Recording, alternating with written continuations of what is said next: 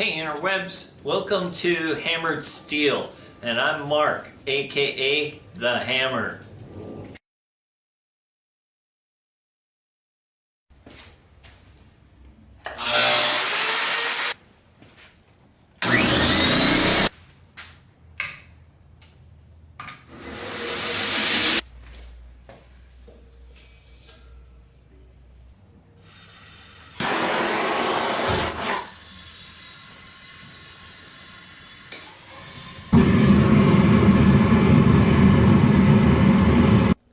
Hi, I'm Daisy. Dad said don't forget to hit subscribe, like, and comment. Thanks. See you later. Hi, welcome to part 2 of the hidden tang knife. My first one ever, and actually the second knife that I've ever made. Going to start out by putting in some bevels, using a file guide to make sure I try and keep the plunge lines equal. Realized I'm going to need to have more practice. Here I've got a plunge line attachment on my Wilmot grinder. What it does is it takes the plunge lines and rounds them off so you don't have quite the sharp plunge lines. I think it looks better. Not only that, but makes it a lot easier to sand too. I will say that it does take some practice getting used to it. You gotta put the right pressure on. There's quite the learning curve actually.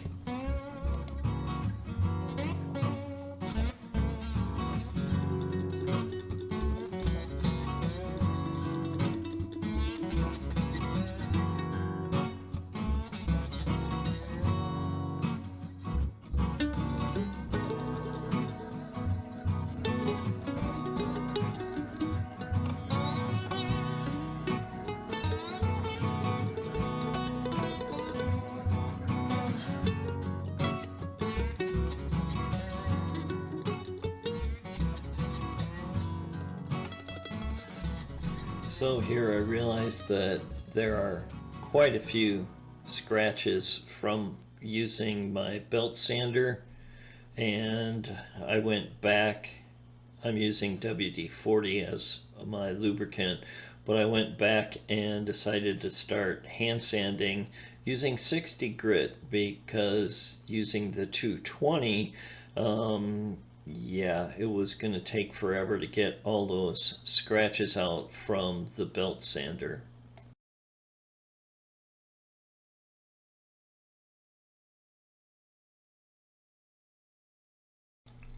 Not sure exactly what it's called. I've heard it referred to as a sharpening notch or a sharpening choil, but I'm using my small wheel detachment and putting a little notch in at the base of the blade.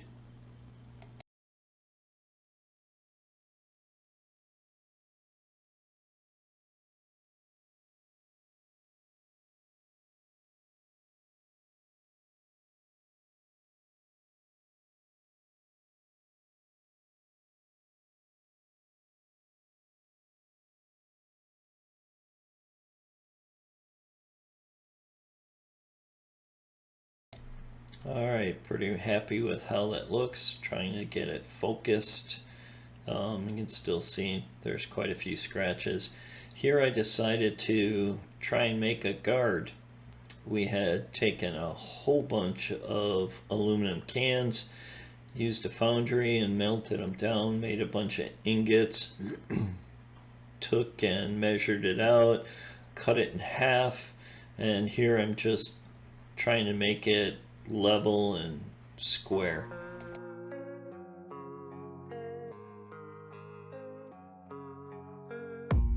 I don't really know what comes next. I'm just doing my best, even though I'm so stressed out. Everything just feels like a test that I fail, so depressed when I can't seem to get out. But something deep inside won't let me quit. I swear that I'm inspired by all this shit. Tell me that I can and I won't, that's what guides me the most.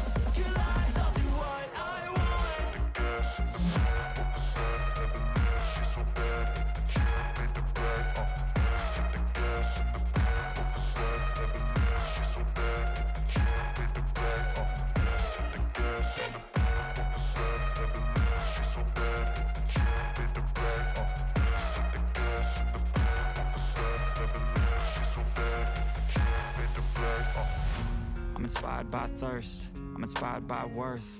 I desire your worst, so you can just hide while I work.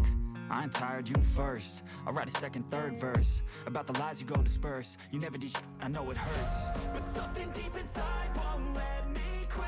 I swear that I'm inspired by all. So off camera I cut the tang down probably about 2 inches, and here I'm thinning it out so that it's more of an angle and thinner at the beginning when I first put it in.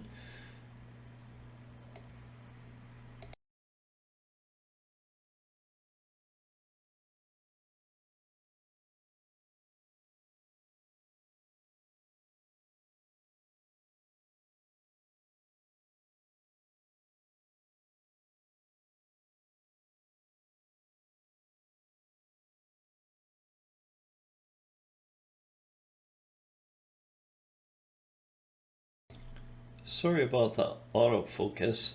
Gotta work on figuring out how to keep it focused on the blade aspect instead of what gets closer. In this instance, my hands.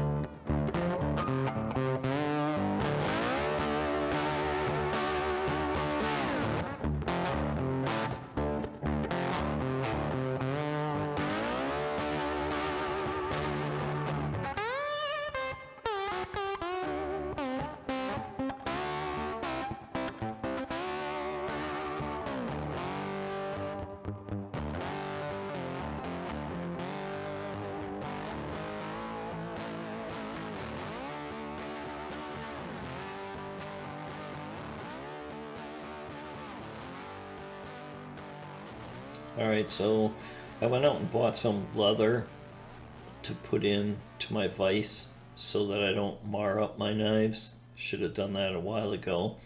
And now I'm up to 120 grit sandpaper. I probably won't show any more hand sanding. It's boring. Everybody knows how to do it. I did get the knife up to 220 grit throughout, so the next step will be the heat treating. Before I can actually heat treat though, I bought a carpenter's vise, and I have 2 plates of aluminum, 1 inch by 4 inch by 12 inch. I'm going to need to make a quenching slash straightening type of jig, so that'll have to be made before I do the heat treat. I'm not going to show myself modifying that because there are plenty of videos out there that show that.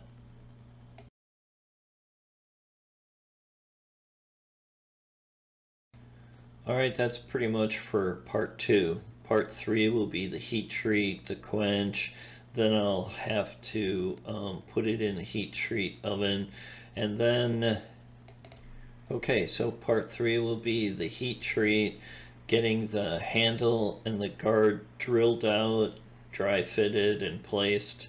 So thanks for watching, and stay tuned for part 3.